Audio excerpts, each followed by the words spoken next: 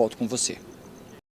Muito obrigado, João Paulo Biagi. Então, e essa informação super importante, a possibilidade do ex-presidente Jair Bolsonaro prestar depoimento, ser interrogado hoje, terça-feira, talvez ali depois das 2 horas da tarde. Claro que você acompanha tudo ao vivo aqui com a gente. 8 horas e 8 minutos. Vamos lá então aos principais pontos do depoimento do tenente-coronel, ex-ajudante de ordens de Jair Bolsonaro, Mauro Cid. Vocês acompanharam aqui com a gente que ontem ele foi o primeiro réu a ser ouvido e destacou vários pontos, como a minuta golpista, a caixa de vinhos com dinheiro, durante o interrogatório dos acusados de tramar um golpe de Estado no país em 2022. O Supremo Tribunal Federal começou a ouvir os 8 acusados de integrarem o chamado núcleo crucial ou núcleo 1 da trama golpista. Ex-ajudante de ordens de Bolsonaro, Mauro Cid, foi o primeiro a falar porque fechou uma delação premiada com a Polícia Federal. Quais foram, então, os principais pontos desse interrogatório de Mauro Cid? Ponto número 1, cumprimentos a Bolsonaro. O ex-presidente Jair Bolsonaro e o seu ex-ajudante de ordens, o tenente-coronel Mauro Cid, se cumprimentaram com um aperto de mãos, vejam só, nesta segunda-feira, antes do início do julgamento dos acusados de tramar um golpe de Estado. Além disso, logo no comecinho do depoimento, Mauro Cid afirmou que a acusação da Procuradoria-Geral da República, PGR, contra os acusados de tramar um golpe de Estado no país é verídica e que ele, abre aspas, presenciou grande parte dos fatos, mas não participou deles, ou seja, ficou ali só de fora. O militar também negou ter sido alvo de qualquer tipo de coação e confirmou os relatos de depoimentos anteriores integralmente. A gente vai acompanhar então esse momento, já outros pontos importantes que protagonizaram esse depoimento de Mauro Cid. Vamos ao primeiro ponto a acompanhar agora. Entrava numa área mais jurídica, de estado de defesa, estado de sítio, prisão de autoridades e decretação de um conselho eleitoral, alguma coisa assim para refazer as eleições ou algo parecido. Esse documento, o senhor disse que previa a decretação de prisão de determinadas autoridades. Quais seriam essas autoridades?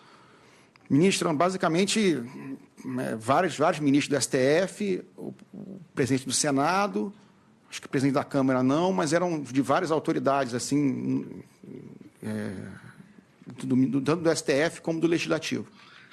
Também previa, o senhor disse, uma comissão eleitoral. Sim, senhor. Essa comissão eleitoral iria... Qual seria a função dessa comissão eleitoral? Eu não me ative muito nos detalhes do documento, mas seria conduzir uma nova eleição, baseado numa eleição anulada, algo então, assim. seria para conduzir uma nova eleição após a eleição já realizada. Sim, senhor. O ex-presidente Jair Bolsonaro... Muito bem, tá? Então, um trecho importante. Além disso... o depoente afirmou que Bolsonaro leu e fez alterações na minuta do golpe. Segundo o ex-ajudante de ordens de Jair Bolsonaro, Mauro Cid, que aparece aí na sua tela, Bolsonaro recebeu, leu e sugeriu alterações na chamada minuta do golpe, ou seja, fez uma edição no documento que previa medidas autoritárias para reverter o resultado das eleições de 22. De acordo com Mauro Cid, Bolsonaro solicitou, entre outros pontos, a retirada do trecho que previa a prisão de autoridades. O principal alvo seria o próprio Alexandre de Moraes, que presidia o Tribunal Superior Eleitoral, TSE, na época da eleição.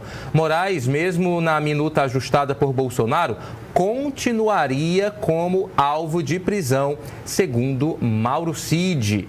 Outro ponto importante desse depoimento, Mauro Cid também disse que o ex-presidente Jair Bolsonaro pressionou ali aliados em 2022, pressionou, por exemplo, o então ministro da Defesa Paulo Sérgio Nogueira em relação a um relatório sobre a lisura do processo eletrônico de votação.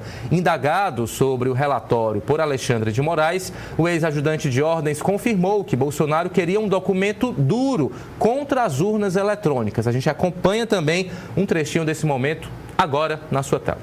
Que a deputada Carla Zambelli marcou a reunião entre o presidente da República e Delgatti, diretamente com Jair Bolsonaro, que a reunião ocorreu no Palácio do Alvorada. O senhor se recorda disso? Sim, senhor. Foi na hora do café da manhã, se eu não estou enganado. E como foi essa reunião? Na verdade, eu cheguei depois, né?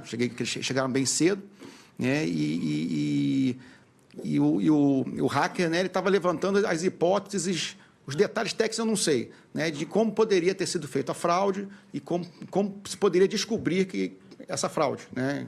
E aí, no final da reunião, o presidente pediu, né, para o general Paulo Sérgio receber esse hacker com a Carla Zambelli, né? E o presidente ligou para o general? Eu acho. Você se recorda? Eu acho, não sei se foi através de mim. Não, acho que pediu ou o próprio Coronel Câmara, que estava lá, que fez essa interlocução. Agora, quem fez a interlocução, realmente eu não me lembro.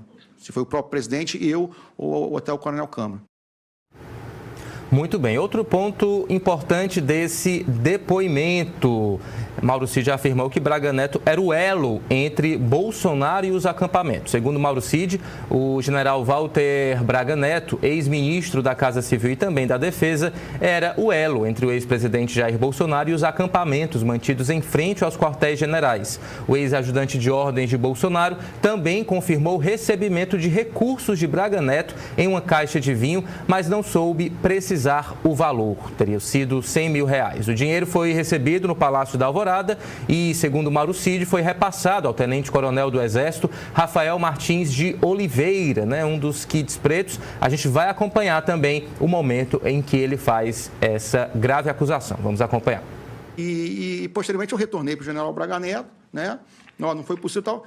E aí depois, acho que realmente o espaço temporal não me recordo, o general Braga Neto trouxe, né, uma quantia em dinheiro, que eu também não sei precisar quanto foi, mas com certeza não foi os 100 mil, porque até pelo volume não era tanto, né, devia ser um... Então, que foi passado para o Major de Oliveira, no próprio Alvorada. O senhor que passou esse dinheiro? Eu passei, sim, senhor. Eu recebi do general Braga Neto. O senhor recebeu esse dinheiro do general Braga Neto? Sim, senhor, no Palácio da Alvorada. Ele estava onde, esse dinheiro? Ele, não sei. Guardado? Não, guardado onde? Quando o senhor recebeu uma sacola? Estava acho uma caixa de vinho, assim, um botelhazinho assim. Né? E aí eu depois, acho que bobear no mesmo dia, eu passei para o Major de Oliveira.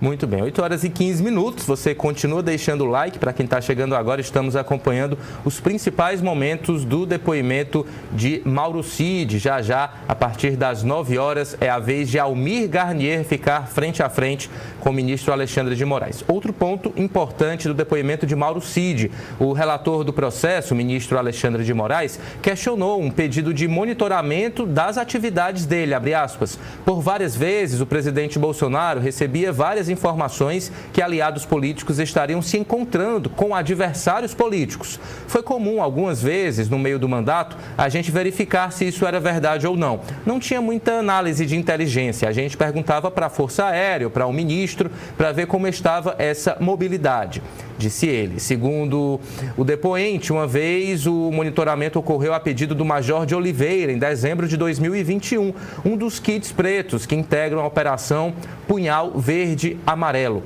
Em seguida, um segundo monitoramento teria sido feito a pedido do coronel do Exército e ex-assessor especial de Bolsonaro, Marcelo Câmara. Outro ponto desse depoimento, questionado pelo próprio advogado César Bittencourt, que estava ali ao lado de Mauro Cid, se Jair Bolsonaro chegou a manifestar o desejo de se manter no poder, mesmo após o resultado das urnas, Cid respondeu, abre aspas, a grande preocupação do presidente, no meu ponto de vista, sempre foi encontrar uma fraude nas urnas, né? Coisa que sempre foi muito ostensivo dentro da opinião do presidente. Ele sempre buscou uma fraude nas urnas, afirmou Cid.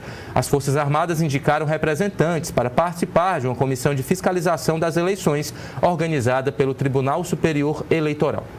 O relatório entregue pelos militares não apontou qualquer fraude no sistema eleitoral.